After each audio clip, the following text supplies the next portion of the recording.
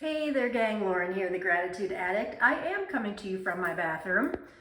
I'm sure there's a heck of an echo, but the reason why I am starting at least this filming from my bathroom, let's see if I can get closer to the mirror here. Yeah, no matter what I do, the phone's in the way. Let's see. No, all right. Clearly, I haven't gotten any better at this. The reason why I'm coming to you from my bathroom, here, let me turn it around. Okay, that's a little better. Kind of spur of the moment video here. Well, first of all, it is National Mental Health Day, which I feel very strongly about. I guess I can't make that smaller. Mental health is an epidemic in the world. You know, it's not just the United States, it's in the world. And part of, actually the biggest part of the work that I do in showing people how to find gratitude, why we want to incorporate gratitude into our lives, not just because it's a hot buzzword, but because it works. And the crux of my work is in helping people that live with chronic pain and illness to use gratitude as a tool. And the reason being that I say this all the time, but when we get diagnosed, injured, let's leave the bathroom here. I'm sure there's a heck of an echo. But there is a reason why I started in the bathroom. Nobody talks about the emotional aspect of living with chronic pain and illness. Now it's getting dark. You know, when we get sick or injured, we get medications, we get treatment plans, we get all of that, but nobody talks about how to deal with the emotional aspect. And in doing this for, 9 years, 9.5 years actually, and helping people in my community, Attitude of Gratitude with Chronic Pain, everybody says the same thing, that it's the emotional pain, the mental pain that we need the most help with. I mean, the physical, of course, hurts. It makes everything difficult, which is, again, why I'm coming to you from the bathroom first, and I'll tell you in a minute. But nobody says, hey, your life's about to change, likely forever. This is how you deal with it emotionally. So that's my work, and I put a plea out to the chronic pain community, the doctors, the specialists, the experts, the researchers. Please, please, please focus, do work on mental health. Gratitude works. We have over 10,000 members of my group who can tell you that it works. Let me get to why I was in the bathroom. So I was just texting with my friend Sharon Saraga Walters of Gratisize 365. She's doing a webinar for the Journaling Club, which is a spin-off group of the Attitude of Gratitude with Chronic Pain group that I run. She's doing a webinar for us on Wednesday based on her book, because we're doing the challenge we're doing. Ooh, I'm tremory this morning. I was yesterday too, part of my neurological stuff. Let me sit down. Maybe the tremors will get better. Okay. So I was just chatting with her while I was in the bathroom and getting ready. And I was telling her that when I shower every single morning, and I have for the last 9.5 years, I tell myself out loud, good girl. The reason is, back in the old days, before I kind of had my rebirth, before I was given my second chance at life, that I did not shower. And when I say this, I'm not exaggerating. I would go over a month without showering. I didn't do anything. I sat on the couch or stayed in bed, drank. This is when I was drinking. And I, Rob, my husband, he always comments, he's like, yeah, you did go a month, but you didn't smell, which I guess is a good thing. It's my talent. My body odor isn't a problem. But so when you live with chronic pain and illness, let me switch hands, maybe the tremors will get better. And now my finger's in the way. That's okay. When you live with chronic pain and illness, showers can be incredibly difficult, depending on what your condition is. If you have fibromyalgia, which is one of the things I have, your skin hurts to the touch. Muscles, joints, whatever hurts. And just the emotional aspect, showering requires a lot of work, a lot of mental, gearing up for it and all that. So I feel incredibly proud of myself still each morning when I shower. And I was telling Sharon this, and I told her that once I got out of rehab, the pain program I was in, I had been watching The Biggest Loser. I don't even know if it's still on, but I had been watching it, and Jillian Michaels was on, and she was cheering people on, you know, say, go, go, go, when they're doing, you know, all these exercise things, which I'm not doing. And I remember thinking, gosh, you know, I wish I had a cheerleader like that to help me do things like take a shower. You know, then I would be, if I had somebody cheering me on all the way, and I do, don't get me wrong, my husband, you know, in not so many words, cheers me on, but he's very proud of me. So I decided to be my own cheerleader. And so every morning when I get out of the shower, I out loud, not in my head, I say, good girl. And then I put on my uniform, which is, as you guys know, some kind of gratitude t-shirt, maybe with Gratitude Addict on it, or my group name, Attitude of Gratitude with Chronic Pain. This is my uniform. You know, I shower, I shine, and I am now going to get ready. You know, I'm ready to start the day, and I feel like a rock star because I showered and I'm my own cheerleader. So that is how I want to start this video on this National Mental Health Day. I want to talk more about the mental health aspects of living with chronic pain and illness and how gratitude can help. So I'm going to go grab another cup of coffee and I will see you soon. Okay, I am back. So let's talk mental health. Why is mental health such a needed aspect of living with chronic pain and illness that isn't talked about? I don't know. To me, it seems like such a no-brainer, and I'm not a doctor. I'm not a social worker. I'm none of those things. I am somebody who lives with chronic pain and illness and has for the last 21 years. So I speak from experience. And then I also speak from the aspect of, I am I don't know if I want to call myself a leader, but I run this community, Attitude of Gratitude with Chronic Pain, which to my knowledge is the only community that the primary focus is on dealing with mental health. I like to think of us more of a gratitude group first, and really more, not really a chronic pain support group, because we don't talk about our conditions in so many words. I mean, we just kind of have the umbrella statement that, yes, we know we're in pain, whatever our pain is. Now what? Now what? We answer the question, now what? How can we take what we have, you know, come to a place of acceptance? We don't have to like it, but we do have to accept it in order to find joy. But these are people who decide they want to love their life more than they hate their pain. And we do this by way of primarily gratitude.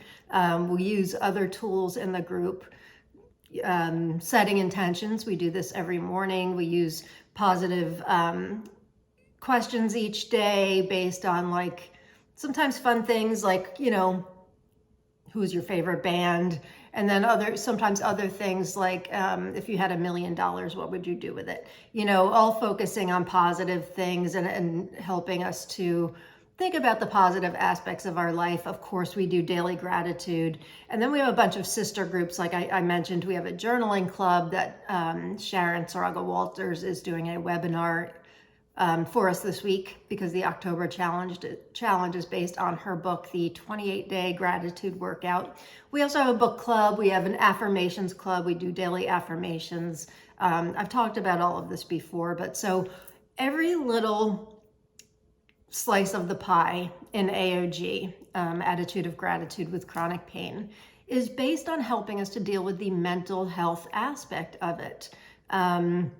Because I know for me, I've never had a specialist, a doctor, and I've seen many. I've seen neurologists, rheumatologists, you know, you name it, gastroenterologists, you know, everything. Because when you live with chronic pain and illness, often it's not just one system that you're dealing with. Often, you know, whatever your condition may be, it could encompass a lot of different systems. So you see a lot of specialists, dermatologists. I mean, it really runs the gamut. I've never had anybody say, look, your life's going to change forever, or at least as you know it, you know, you really need to talk to somebody. Never. It wasn't until I went to the rehab, which my rehab, I've talked about it before, is Silver Hill Hospital in New Canaan, Connecticut. They used to have a chronic pain program. It was small. Unfortunately, it's no longer there. I think there's no funding. The government isn't, insurance did not cover it, and it's very expensive. It was very expensive. And I think that's criminal, to be honest with you. It's criminal because 1 in 5 people in the world live with some kind of chronic pain. 20% of our population, and nobody is helping us to deal with the emotional and mental aspects of it. Mental health is an epidemic for all of us, whether you live with chronic pain and illness or not. When you live with a life-altering condition, like I have lupus and fibromyalgia, when you live with a life-altering condition, things are really complicated because we now have to adapt to our new situation, be flexible, try to do the things we used to do and can't. So that can often bring out a lot of resentments against ourselves. We get angry because we can't do these things. Often, we lose friends. They don't understand that we can't do the same things we used to, especially if you look fine on the outside. My illness is most of the time invisible. Sometimes it's visible, like the tremors I mentioned earlier, which haven't been so bad lately, but sometimes it's visible, but a lot of the times it is invisible. And I know I'm not in the minority. I know I shouldn't generalize and guess, but I know so many of the members I've talked to in AOG have invisible conditions. So that makes things a little tricky when it involves other people in our lives, spouses, kids, grandkids, of course, even doctors who may not believe us because they can't see our pain, they can't feel our pain. We're screaming on the inside. On the outside, we look just fine, right? So we need help. We need help as far as mental health goes. Now, getting outside of the chronic pain and illness community, I wrote a book last year, The 5-Minute Gratitude Journal for Teen Boys. So I've kind of become an accidental advocate for teen mental health. And I have been I was researching when I did the book, and then I've been sort of collecting articles that I find since then, because I feel very strongly that our teens really need help. Really, really need help. Our teens, COVID did not help matters. They were forced to go to school for 2 years. They weren't socializing at a time where socialization is vital. So I keep reading and, reputable sources like the New York Times and all of that about the teen health epidemic. People are trying to get their teens into facilities to help with mental health, and they are on waiting lists for years. So if anybody needs a good career to get into, I think, psychology for mental health with teens is really needed. So I think just in general, our society is hurting. A lot of us have anxiety. Loneliness is another factor. There was an article that came out a few months ago. I think it was in Time Magazine, if I'm not mistaken. 1 in 3 people in, I forget if it was the United States or the world. I'm going to guess it was the United States. 1 in 3 people report feeling lonely. That's so sad.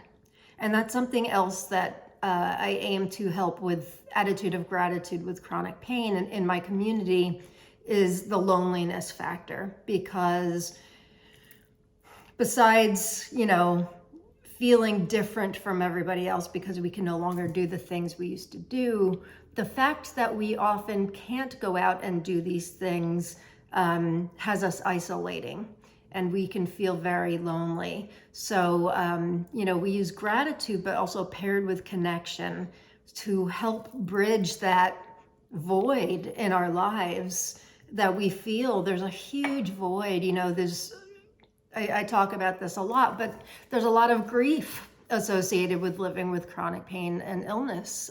We lose abilities, we lose careers, we often lose family members who don't understand, friends, abilities. I've talked about this quite a bit, but there's a lot of grief associated with it. No, we didn't lose a person in our lives, to death, but we have lost a lot. And it can feel like a death. It can really feel like a divorce and a death all wrapped into one. So we're left with this, oh my gosh, life has changed. How do we deal with it now?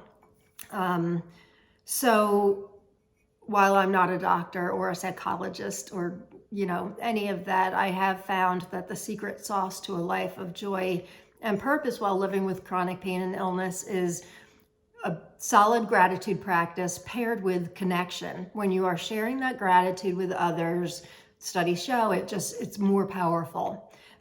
So I feel like I've really tapped into something over the last 8 years of running this group, and I'm so proud of it. It's, I've written books, I've written articles, I do these vlogs and broadcasts every single week, but my passion lies in running this community, because I hear every day how important it is to people, how their families have noticed a difference in them since joining, how they've noticed a difference in themselves. They've found hope again in a life that often feels hopeless.